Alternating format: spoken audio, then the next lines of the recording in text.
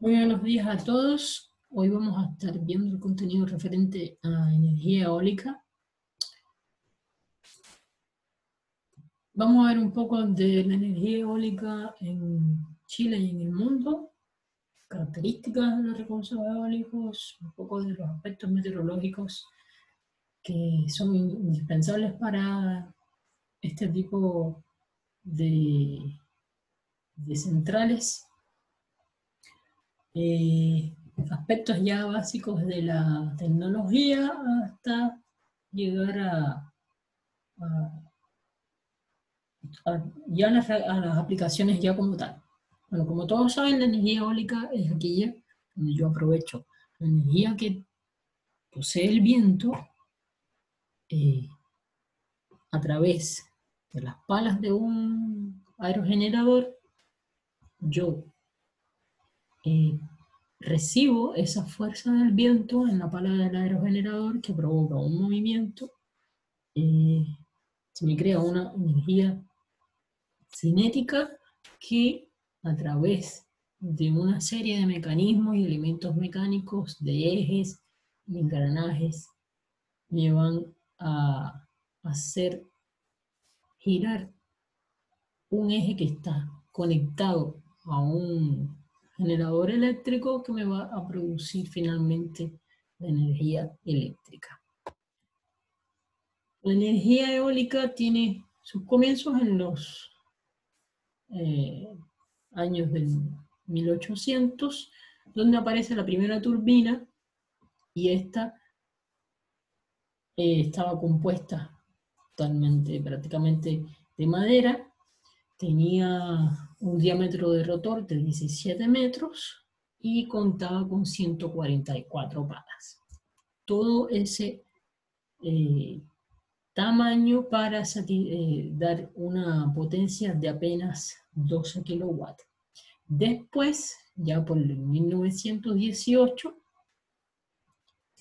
eh, aparecen un grupo de empresas que crean un aerogenerador que ya iba de los 20 a los 35 kilowatts de potencia. En la Segunda Guerra Mundial aparece la compañía danesa FL Smith con los dos primeros prototipos de aerogeneradores bipala y tripala, que funcionaban con corriente continua y con corriente alterna. Posteriormente aparece el aerogenerador Hetzerde, que llega a unos 200 kilowatts y que comienza a marcar eh, una nueva generación de aerogeneradores tripalas cuando le incluye dentro de su modelo en los extremos de las palas unas especies de aletas que van a servir como mecanismo de freno de emergencia eh, al aerogenerador. Ya en el 1980 aparece la máquina bonus de 30 kilowatts de potencia que tiene un modelo que ya se acerca a los que se utilizan en la actualidad y de ahí en adelante se desarrolla ya la industria de los aerogeneradores, lo que conlleva a una disminución en el coste del kilovatio por hora de la electricidad, producto de esta nueva eh, forma de generar energía. Con el pasar de los años, partiendo del 1980 hasta la actualidad, podemos ver cómo ha sido el transcurso de la evolución de los aerogeneradores, donde en el 80 teníamos un diámetro de rotor de 17 metros, con una producción de apenas 75 kilowatts, y en el 2010 a 2015, por ejemplo, ya tenemos aerogeneradores de 100 metros de diámetro de rotor y 3.000 kilowatts de potencia. Para el 2015-2020 ya hay de 5.000 kilowatts con 125 metros de diámetro de rotor, y a futuro se puede hacer una previsión que lleguen a 250 metros y 20.000 kilowatts, pero esto ya son palabras mayores. En el mundo, desde el 2008 hasta el 2018, podemos ver en este gráfico cómo ha sido la evolución de la capacidad instalada de energía eólica a nivel mundial. Podemos ver cómo ha ido ocurriendo un incremento en la capacidad adicionada de energía eólica a lo largo de estos años, llegando hasta un total de 591 gigawatts en el mundo. Y si lo vamos a ver por países, podemos ver que China es el país que más capacidad instalada tenía hasta el 2018, seguido de Estados Unidos, Alemania, India, España, Reino Unido, Francia, Brasil y Canadá. Existen varios tipos, varias marcas, empresas que se dedican a la producción de aerogeneradores en el mundo. Acá en el gráfico pueden ver las más usadas, las de más renombre y las que más venden en el mercado, como son la Vestas, que es de Dinamarca, con 20,3%, la Goldwind de China, después le sigue la Siemens Gamesa de España, la GR Renewable Energy de Estados Unidos y la Envision Energy de China con 8,4%. Después aparece Enercon, que es de Alemania, con un 5,5%, y con un 15% se encuentran ahí dentro repartidas 3 empresas que son chinas y una que es Acciona, que es alemana. Y dentro de un 14,7% entran otras empresas del mundo. Pero estas que aparecen acá son las más conocidas y las que más ventas tienen a nivel mundial. En Chile, de una matriz de 24.064 megawatts, 1.620 corresponden a energía eólica. En esta tabla se pueden observar una parte de las centrales eólicas que se encuentran en Chile, donde, por ejemplo, podemos ver una de Coquimbo, que se llama El Arrayán, que tiene 115 megawatts de potencia instalada, otra que se llama Los Cururos, de 109 megawatts, Tal con 99 en Antofagasta, Valle de los Vientos con 90 megawatts también en Antofagasta, y así sucesivamente.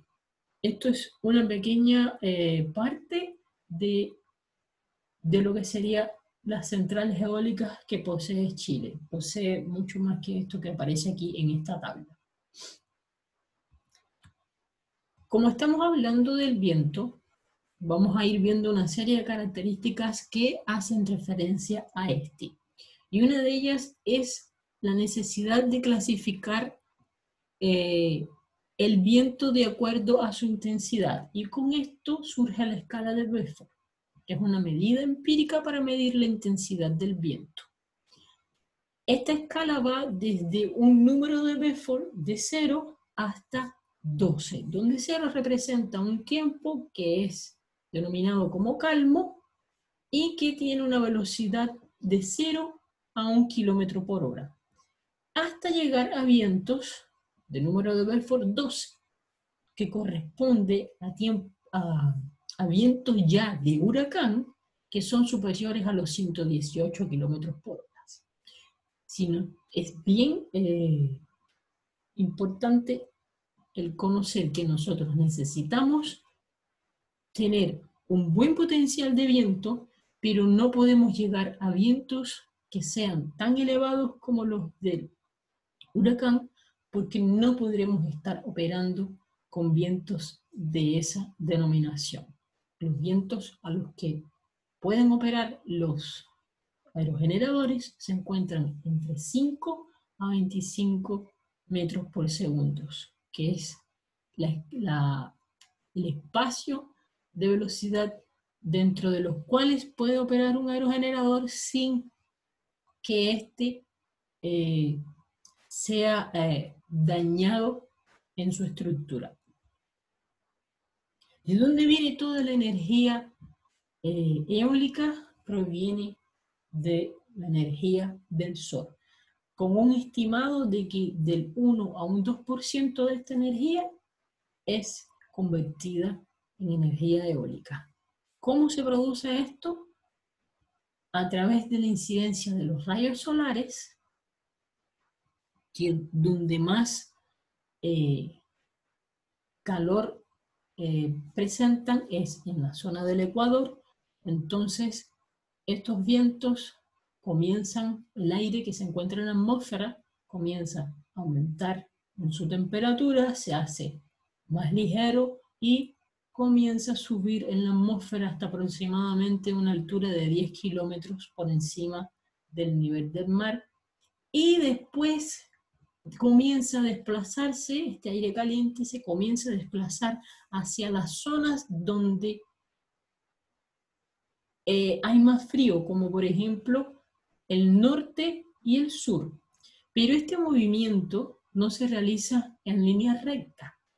Como ustedes pueden observar en el mapa, se encuentran unas distribuciones de viento que son de forma circular y que tienen orientaciones que van de derecha, de izquierda a derecha y de izquierda y de derecha a izquierda. Y esto viene provocado por la conocida fuerza de Coriolis, donde yo, producto del movimiento de la rotación de la Tierra, estos vientos, en vez de subir, si fuera hacia el hemisferio norte de una manera recta, producto del movimiento rotacional, ellos se van a ir desplazando hacia la izquierda y van a ir girando en sentido derecho. Y si estoy hablando de vientos que son del hemisferio sur, entonces van a tener un desplazamiento que va a tener una desviación hacia la izquierda. Y esto es importante tenerlo en cuenta cuando yo voy a hacer un emplazamiento, porque yo necesito saber cuál es la dirección del viento y esto me va a estar variando de acuerdo con la latitud, como bien aparece en la tabla. Lo otro que tenemos que tomar en cuenta es el tipo de lugar en donde va a estar el parque o el aerogenerador que deseamos instalar, la rugosidad que tiene el terreno y los obstáculos que pueden estar en este. No es lo mismo tener yo un terreno llano donde no hay ningún tipo de obstáculo a un terreno donde yo tengo árboles, donde yo puedo tener un cerro y donde yo puedo llegar hasta tener casas o edificios. Todo esto me va a estar afectando en la generación de energía a partir de los aerogeneradores. Otra cosa que podemos tener en cuenta, que debemos tener en cuenta, son las brisas marinas si estuviéramos pensando en poner un parque eólico o un aerogenerador en un lugar que se encuentre próximo al mar, ya que hay un comportamiento diferenciado de los movimientos del viento que varían del día a la noche. Durante el día la Tierra se encuentra a una temperatura más cálida que la del mar, entonces los vientos vienen del mar hacia la Tierra, llegan hasta un punto más alto, se elevan en la atmósfera y se trasladan hacia lugares más fríos, que en este caso es el mar, enfriándose, bajan y vuelve a repetirse el ciclo. Y durante la noche ocurre el proceso inverso. Algo semejante sucede cuando tenemos lugares donde hay una llanura, una planicie, y hay cerros o montañas. En las bases yo voy a tener unos vientos que son más calientes y que en la medida que ellos van aumentando, van subiendo por la ladera, su velocidad va aumentando hasta que llegan a la cima y se enfrían. Y en la noche ocurre el proceso inverso. Los vientos vienen desde la cima de la montaña, ladera abajo. De ahí que sea común que encontremos parques eólicos situados en la cima de pequeños cerros para aprovechar estos mismos vientos de valle. Ahora, si estamos hablando de dirección de viento, frecuencia, velocidad, la manera que se encontró para reunir toda esa información es a través de la rosa de vientos, que es lo que les está apareciendo en la figura, donde yo voy a tener una distribución de velocidades, frecuencia, variación y direcciones del viento. Generalmente la rosa de viento está dividida en 12 sectores, puede encontrarse de 8 y 16, pero lo más normal de encontrarse y típico es que sea una división de 12 con un ángulo de 30 grados cada uno. ¿Qué me está indicando cada una de estas cuñas? Vamos a enfocarnos en una sola cuña de estas y vamos a tener que tenemos una cuña externa, que es la más ancha, que esta cuña me va a decir la frecuencia relativa de cada una de las 12 direcciones del viento. ¿Qué tanto por ciento de viento sopla desde esa dirección? Es lo que tenemos en esta primera cuña, la más externa. La segunda cuña, que está un poquito más adentro, me va a decir la misma información que la anterior, pero multiplicada por la media de la velocidad del viento. Y la tercera cuña, que es la más interna, que viene marcada en rojo, esta me proporciona la misma información que la primera, pero multiplicado por el cubo de la velocidad del viento de la ubicación. ¿Por qué la velocidad al cubo? Porque en la ecuación de potencia de los aerogeneradores, la potencia es igual a un medio de la densidad del área por la velocidad al cubo. Entonces, no es solo el lugar que más velocidad tenga el que me interesa, sino el que consiga tener una buena velocidad de viento durante un tiempo prolongado. Ahí entra entonces la frecuencia con que esa velocidad se mantiene durante un tiempo determinado de estudio. Y el diámetro del rotor va a ser considerado el área que barren las alas o las aspas del rotor. Eso es lo que se denomina como diámetro del rotor y que se encuentra dentro de la ecuación de la potencia de los aerogeneradores. Factor importante a la hora de yo determinar el emplazamiento de un parque eólico es el factor de carga o factor de capacidad de lo que es el parque. Como habíamos visto en la primera clase, el factor de carga es la energía generada, en este caso es un aerogenerador, pero es una máquina o una planta, la energía generada durante un periodo dado, dividido entre la energía que él debería haber generado en ese mismo espacio de tiempo trabajando en su potencia nominal. Después vamos a ver un ejemplo de cómo calcular esto. ¿Cómo yo puedo evaluarlo? A través de la tabla, donde yo tengo factores de plantas que van desde menos de 0,2 hasta mayores de 0,5. Si tengo un factor de planta que es menos de 0,2, es inaceptable, no vale la pena, no me va a ser factible el yo colocar un parque eólico en ese lugar. Si tengo de 0,2 a 0,25, ya es aceptable, 0,25, 0,30 es bueno, 0,3 a 0,4 muy bueno y 0,4 a 0,5 sería excelente. Y superior a 5 ya son casos extraordinarios que no se alcanzan en la mayoría de los casos. Acá tenemos en las tablas ejemplos de factores de plantas de acá, de proyectos de Chile. Ya hay Antofagasta, Taltal, Atacama, Coquimbo, tenemos un ejemplo en Valparaíso, O'Higgins, Biobío, hasta la Isla Grande de Chiloé.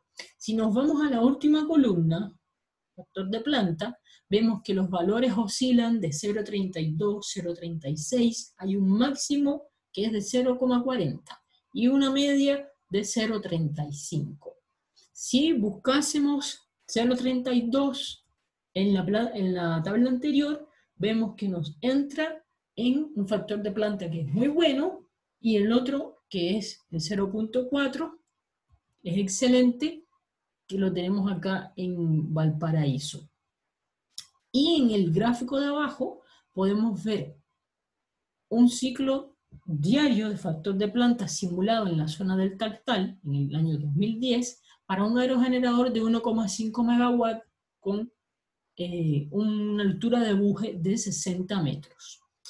¿Qué es lo que tenemos acá? Tenemos 2 meses del año y ya un promedio del año como tal.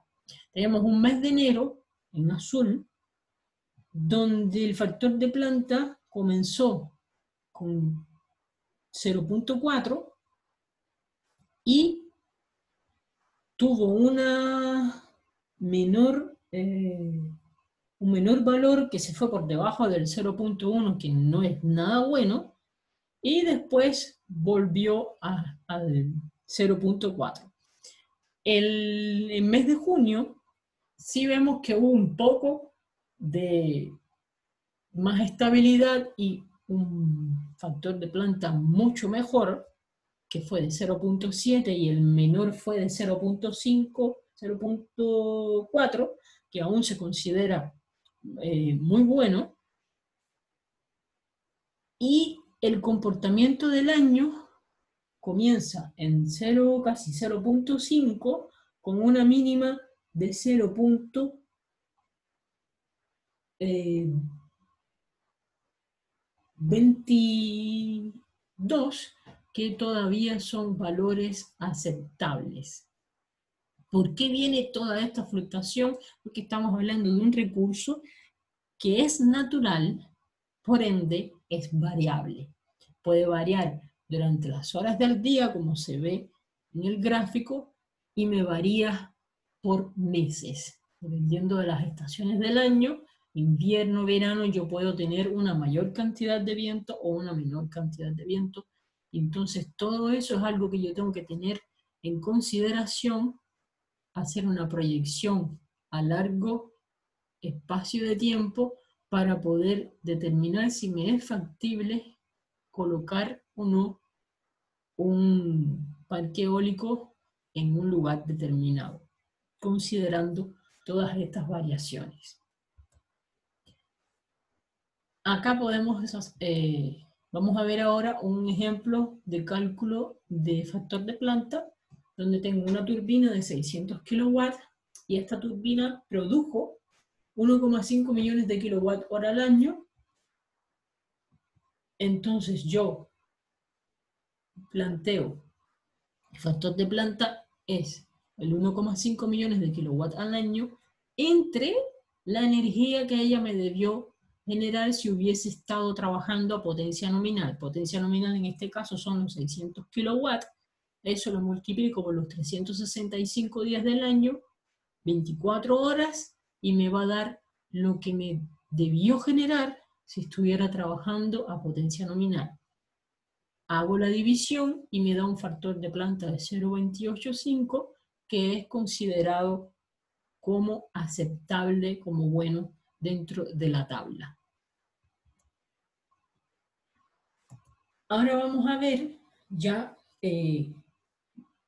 lo que contiene un aerogenerador, las partes del aerogenerador, partiendo por el rotor, que no es más que el conjunto de las palas y del buje.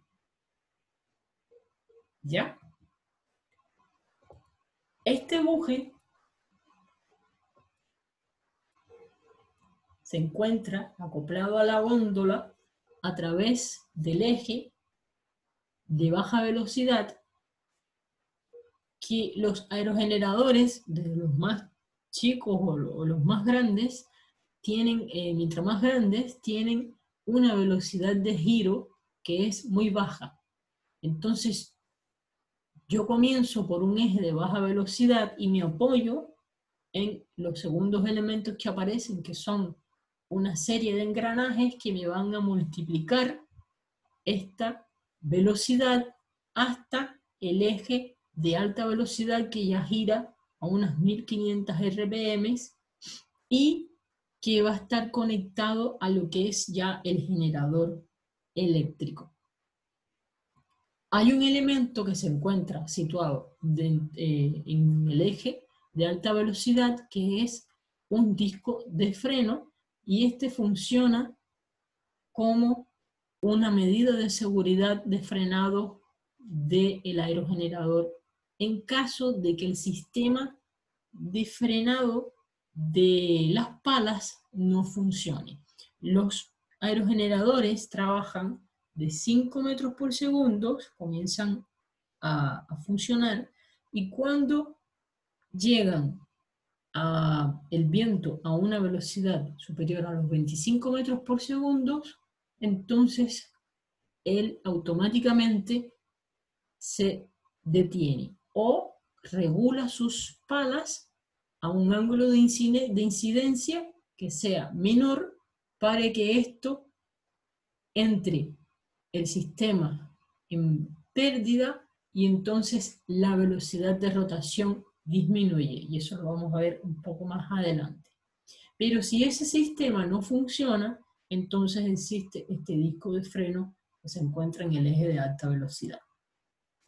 El otro elemento son los de control y entre ellos está el anemómetro y la veleta. El anemómetro me va a estar midiendo la velocidad del viento y la veleta me va a estar controlando la dirección en la que viene el viento. Ambos elementos se encuentran conectados con un sistema de control electrónico que es como una especie de un mini computador que tienen los aerogeneradores dentro de la góndola, a partir del cual se realizan mediciones de velocidad de viento y dirección cada 10 minutos. Y todo esto va llegando a ese sistema de control electrónico. Cuando este sistema de control detecta que la velocidad del viento es superior a los 25 metros por segundo, él automáticamente acciona el sistema de frenado o de disminución de velocidad del aerogenerador. Y en caso de que fuera entonces la dirección del viento la que cambia, entonces el sistema de control manda al sistema de orientación que se encuentra apoyado en la punta de la torre, a posicionar el aerogenerador en sí en dirección perpendicular a la dirección del viento. Existen diferentes tipos de anemómetros, como el anemómetro de empuje, que es el que más podemos encontrar, que son como unas especies de esferas que son movidas por el llenado de las cavidades por el viento. el anemómetro de rotación o de copelas, que aprovecha los movimientos de giro para activar un generador eléctrico y así medir velocidad de viento. El anemómetro de compresión, que funciona parecido a un tubo de pitot, y el anemómetro de hilo caliente, que detecta cambios ya de transferencia de calor, y esto lo asocia a una variación de velocidad del fluido. La torre tiene el sistema de orientación que, como les mencioné anteriormente, está conectado al sistema de control, que a su vez está comandado por lo que indica la veleta. Y dependiendo de lo que indica la veleta, este sistema de orientación se va a estar moviendo para ir posicionando siempre el aerogenerador de frente a la dirección del viento y así aprovechar de una manera más eficiente la energía que está llegando. El otro elemento que nos queda y que es ya el que produce la electricidad son los generadores, en los cuales se pueden encontrar dos tipos. El sincrónico, que es el menos convencional, y el motor asincrónico.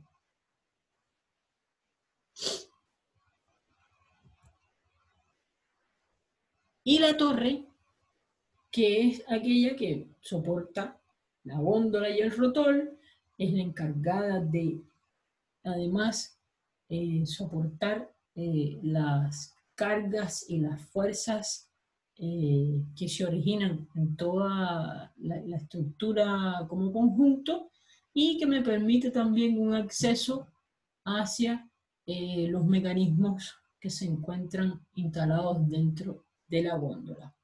Generalmente hay varios tipos de torres, pueden ser de celosía, de acero o de concreto. Eso los vamos a ver en la próxima clase.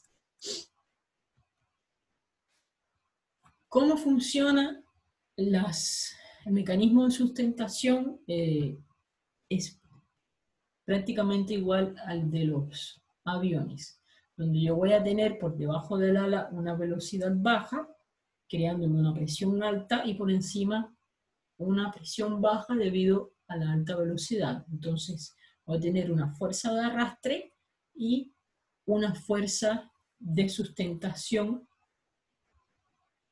que lo importante acá es el par sustentación-resistencia debido al viento de incidencia relativo, creándome lo que es ya la fuerza aerodinámica. Y lo que tenemos que controlar en estos aerogeneradores es el ángulo de incidencia, que es el que me va a determinar el adecuado giro de las palas del aerogenerador y un mejor aprovechamiento del viento que nos está llegando. Acá tenemos algunas características de por qué los aerogeneradores de 3 palas son los más utilizados a nivel mundial. Primero, porque no generan momento de inercia durante el giro, lo cual no me provoca esfuerzos muy grandes sobre la estructura.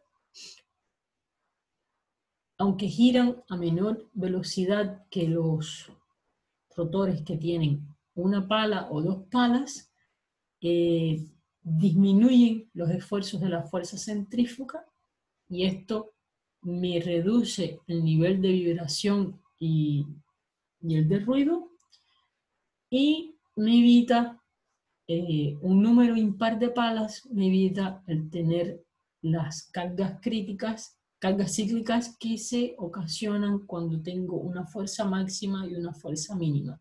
Acá, cada vez que la pala se encuentra encima, yo voy a tener una fuerza máxima y cuando pasa por debajo, entonces tengo una fuerza mínima.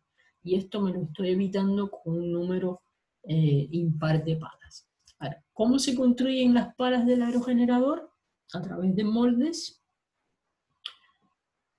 a partir de los cuales se le va agregando materiales que pueden ser fibra de vidrio, de carbono, resina epoxi, polímeros termoestables, y todo esto se convierte en una mezcla que recubre estos moldes que se hacen por separados.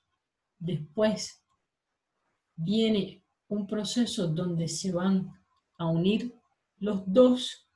Existen diferentes métodos para realizar esta unión y terminar con un proceso primero de verificación de las juntas para revisar que no queden grietas o espacios vacíos que me pueden provocar después una ruptura. Y ya lo que sería el sistema de traslado, que es bien complejo, donde a veces se tienen que construir calles o vías para poder llegar hasta el lugar donde va a ser emplazado el parque. Como ya les había mencionado anteriormente, los aerogeneradores trabajan con velocidades de viento de 5 a 25 metros por segundo. Entonces, para yo poder controlar que el aerogenerador se mantenga trabajando en este rango, existen diferentes métodos, donde, por ejemplo, tenemos el de regulación de potencia por cambio de ángulo de paso, pitch controller, y el de regulación pasiva por pérdida aerodinámica, stall controller. Y el tercero, regulación activa por pérdida aerodinámica. El pitch controller es un mecanismo donde las palas del aerogenerador van a ir girando hasta que ellas se encuentren totalmente fuera del viento. Y esto va a hacer con que el aerogenerador se detenga. Vamos a ver acá en el siguiente video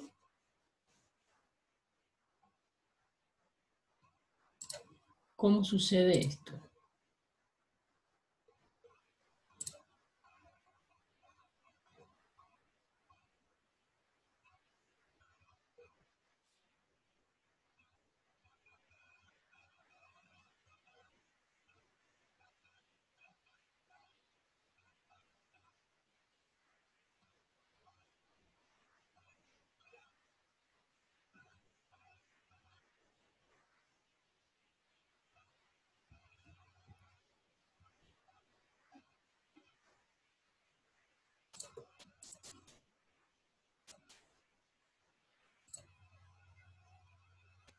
En el caso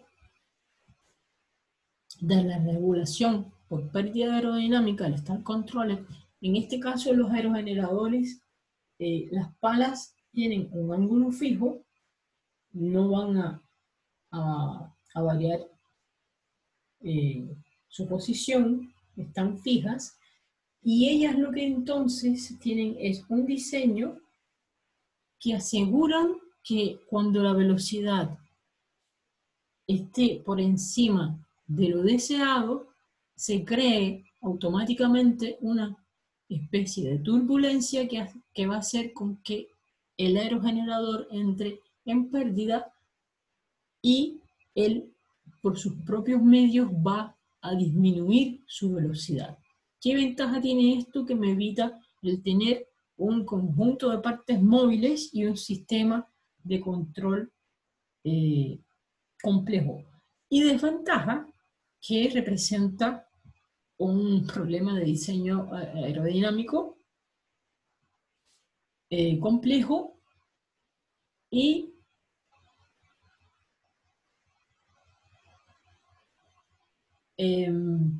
comporta retos ya en cuanto al diseño de la dinámica estructural, para poder prevenir las vibraciones que se pueden ocasionar producto de la pérdida de sustentación. El otro sistema, y el último, que es la de regulación activa por pérdida aerodinámica, en este caso las palas giran su ángulo de paso, pero no llegan a entrar en pérdida total, sino que se van adecuando con pocos giros a la velocidad del viento, lo que hace que disminuya su velocidad, y cuando el viento retoma una velocidad adecuada, entonces ellas se vuelven a posicionar y así se consigue mantener una producción constante sin detener el aerogenerador en su totalidad. Veamos un ejemplo.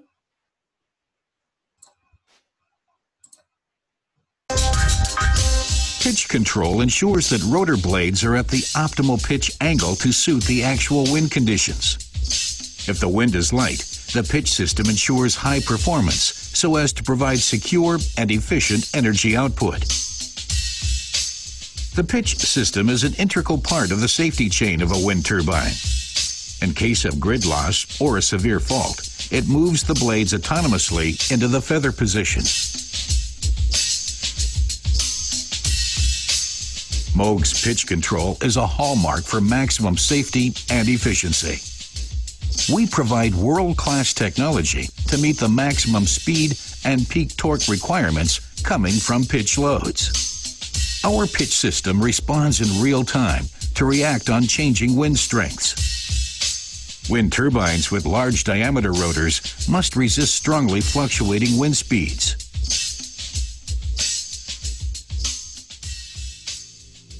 Often wind turbines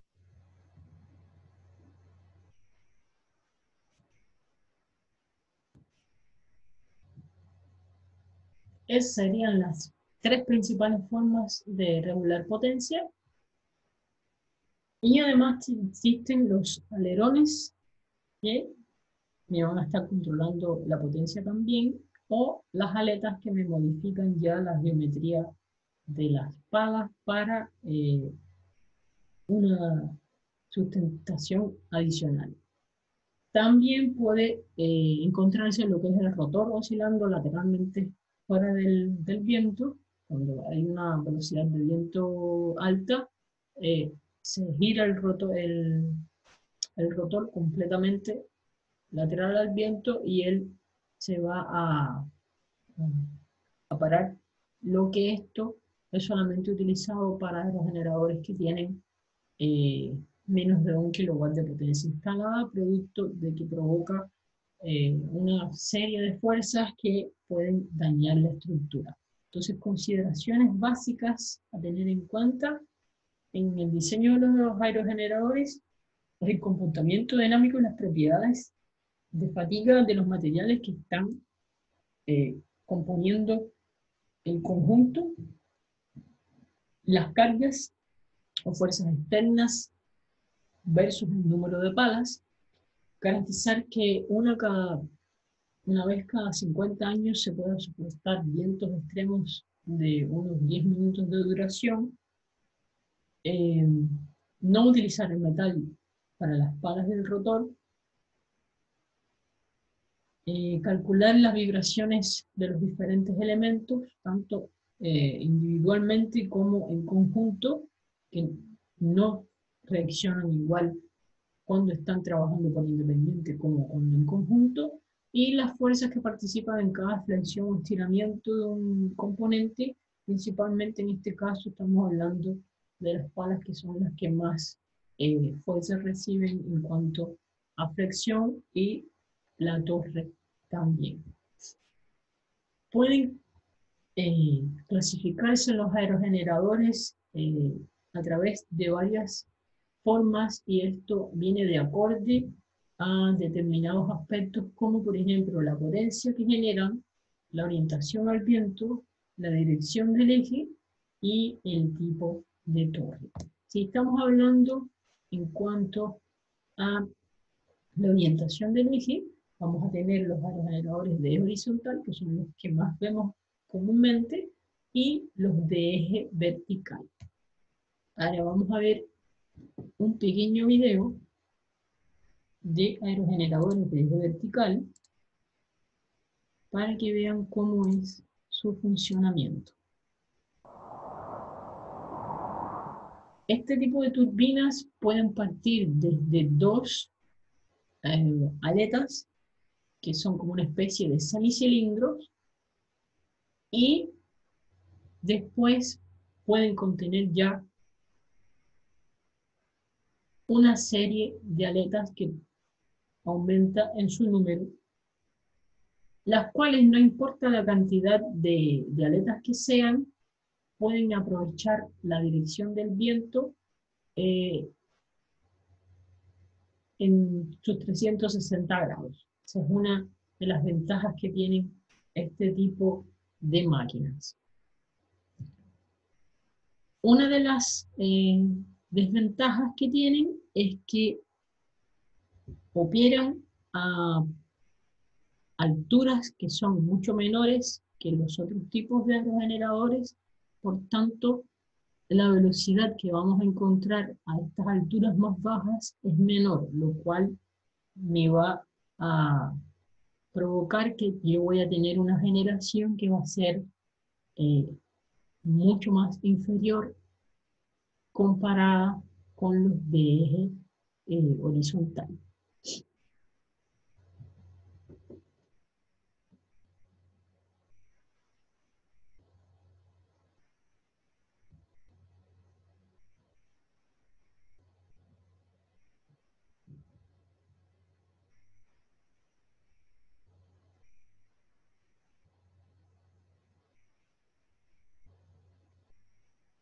Otra de las desventajas que tienen estos tipos de máquinas es que necesitan un sistema de arranque, porque algunos prototipos no son capaces, debido a la baja velocidad del viento, no son capaces de arrancar por sí solos, de ahí que a veces no se utilicen para generar como si energía eléctrica, sino para accionar eh, elementos mecánicos, y tienen una velocidad de corte, eso sí, que es mucho, es inferior a la de los aerogeneradores de eje horizontal.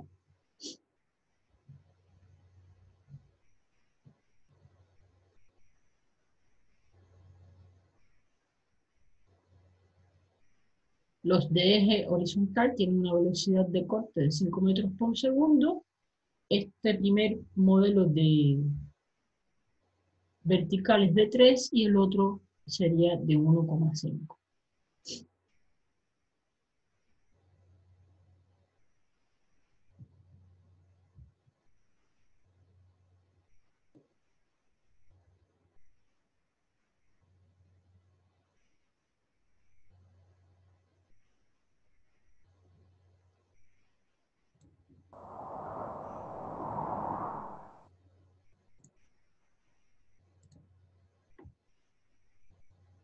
Entonces acá tienen un poco de lo que les acabo de ir hablando, de las ventajas y desventajas de las máquinas verticales.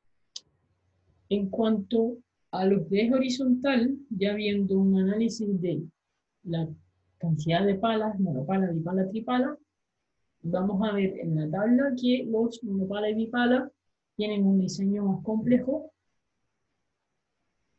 y los tripala, a la hora de hacer un análisis de cálculos de las propiedades dinámicas de la máquina, se puede considerar como un disco. Los monopala y los bipala necesitan un rotor basculante para evitar las sacudidas producto de la diferencia de peso producto que viene asociado a la cantidad de palas. Tienen una mayor velocidad de giro para generar una misma energía de salida. El problema del ruido, que es muy común en este tipo de máquinas, y en el caso del bipala, se está ahorrando el costo de realizar una pala a más. Y en la figura tienen fotografías de los tres tipos de aerogeneradores: monopala, bipala y tripala. Hablando nuevamente de criterios de emplazamiento, habíamos hablado de las características de la superficie, para lo cual se establece las clases de rugosidad o longitud de rugosidad. Y estas vienen planteadas a través de la siguiente tabla, donde tenemos clases de rugosidad que van desde 0 hasta 4. La clase de rugosidad 0 corresponde a una longitud de rugosidad de 0,002 metros y corresponde a un paisaje que sería el de la superficie del agua. Y así sucesivamente se van incorporando tipos de paisaje, como terreno completamente abierto, con una superficie lisa, por ejemplo, pistas de hormigón en los aeropuertos, césped cortado, etc., hasta llegar a una clase 4, donde ya tengo una ciudad con edificios altos, rascacielos y demás. ¿Por qué es importante esto? Porque esto me da el perfil vertical del viento, donde yo, a través de la ecuación, de la velocidad del viento a una determinada altura sobre el nivel del mar, puedo determinar cómo se va a comportar este viento dependiendo de esta rugosidad que posee este lugar. Me va a estar influenciando una velocidad de referencia que ya yo conozco, la altura sobre el nivel del suelo para la velocidad que yo deseo, y la longitud de rugosidad en la dirección del viento actual. Por ejemplo, en la gráfica tenemos una rugosidad de clase 2 que corresponde a un suelo agrícola con algunas casas y setos de protección a intervalo de unos 500 metros, lo que da una longitud de rugosidad de 0,1 metro. Considerando que el viento sopla a una velocidad de 10 metros por segundo a 100 metros de altura. ¿Qué es lo que yo puedo extraer de este gráfico? Yo tengo, si yo quisiera colocar en este lugar que tiene esa rugosidad de clase 2, un aerogenerador que tiene una altura de buje de 60 metros, la máxima velocidad que yo voy a conseguir extraer a esa altura de buje, si nos apoyamos en el gráfico, es de 9 metros por segundo. Esa sería la máxima velocidad.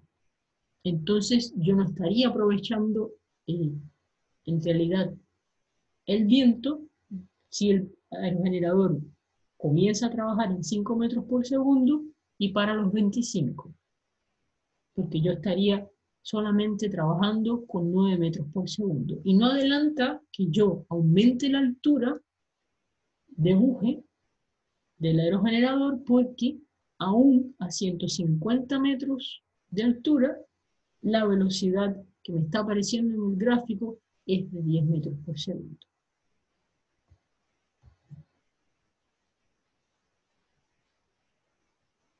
Hablando en este sentido, también vemos la influencia de los obstáculos que me van a estar creando turbulencia. Son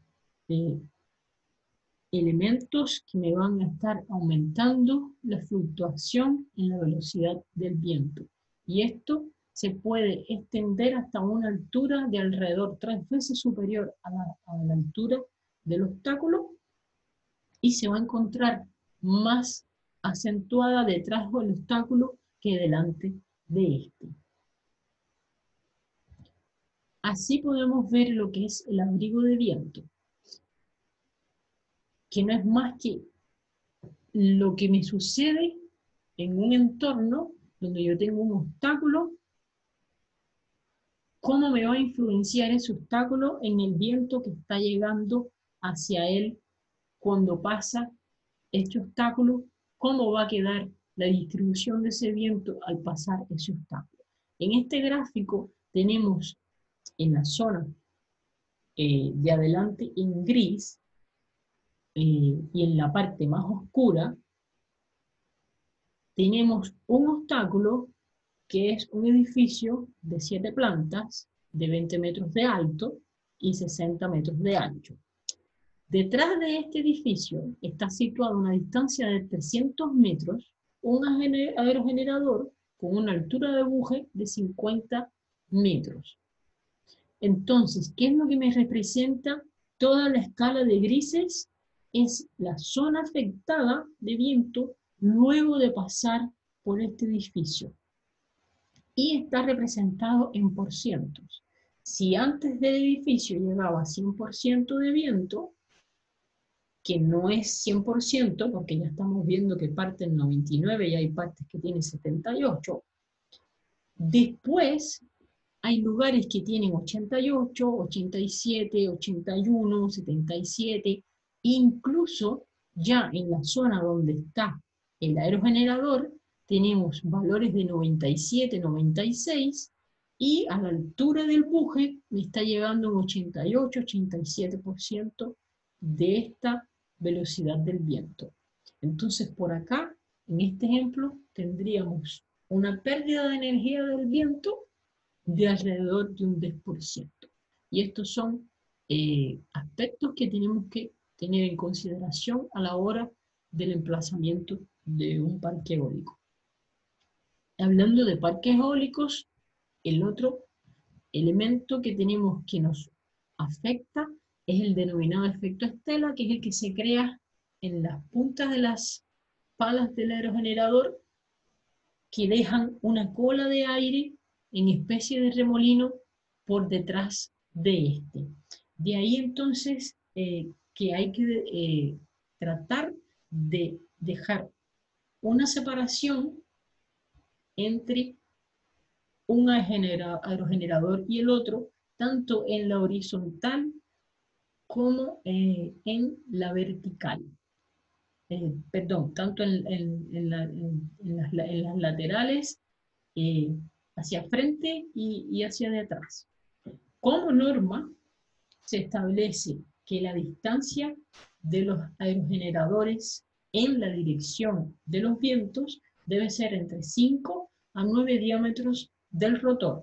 En este caso, sería el valor que se encuentra asignado con un número 7 dentro del esquema que está en verde. Y una distancia de 3 a 5 diámetros de rotor en la dirección perpendicular a los vientos, que en este caso corresponde al valor número 4 que aparece en el esquema. Con esto ya yo minimizo el problema de apantallamiento en el parque eólico.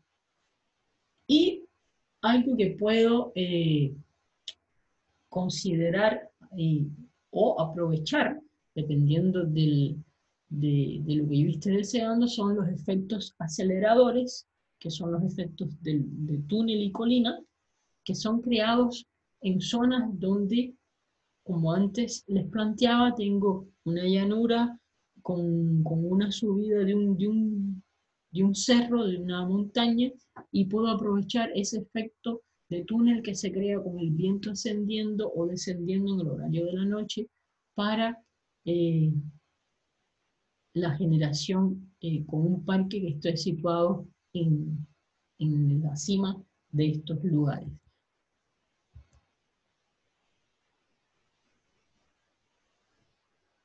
Existen diferentes tipos de fallas y de roturas que se pueden encontrar en los parques eólicos, dentro de las cuales las más llamativas así son por daños mecánicos. Estos se ocasionan en los engranajes y los cojinetes que componen el mecanismo y pueden estar asociados ya a un problema de desgaste, de rotura de los dientes, con causas como ya defecto del material mismo con que fueron elaborados, problemas de fatiga, uso de un aceite que no es el correcto, aumento de la temperatura en el aceite, lo cual le cambia las propiedades al aceite y entonces no trabaja de la manera efectiva, vibraciones, sobrecarga, etc.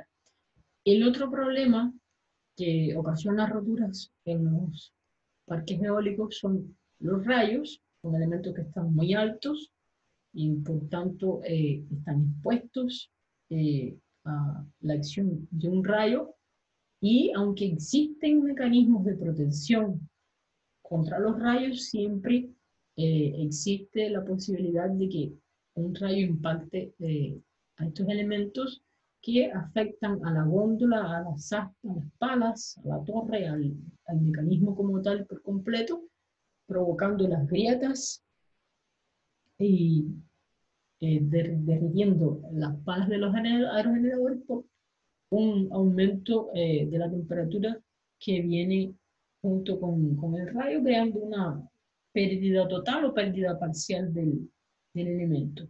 Y ya el otro sería un incendio, que generalmente suceden en las góndolas, puede ser con pérdida parcial o pérdida total. Vamos a pensar que estos son mecanismos que se encuentran en lugares aislados, están a una altura determinada, entonces el acceso para llegar a ellos cuando comienza un incendio se hace un poco difícil, por lo cual es muy probable que la pérdida sea total en el caso de un incendio. Y esto puede ser producto del sobrecalentamiento de los mecanismos mecánicos o eléctricos que existen dentro de todo el sistema, o problemas de lubricación. Viendo esto en porcentajes, por falta de mantenimiento se ve una presencia de un 24%, por impactos de rayo 23%, ya errores en diseño son 11%, desgaste tiene una participación de 9%, defecto mecánico 6%, incendio, impacto y tormenta se resumen en un 25%. Y si vamos a ver estos problemas de falla en valores representativos de costos, las palas, con una participación de un 41%, podría representar un costo de pérdida de $700.000. Los engranajes, la caja de engranajes, con un 35%, puede representar un $650.000 en costos, hasta llegar a la fundación, que aunque tiene un 3% de participación, es la que más cuesta. La fundación es las bases de la estructura en donde va montada la torre y los otros elementos, que puede llegar a tener un costo máximo de $2,500,000. Y con esto terminamos la clase de hoy. Espero sea de su agrado. Muchas gracias.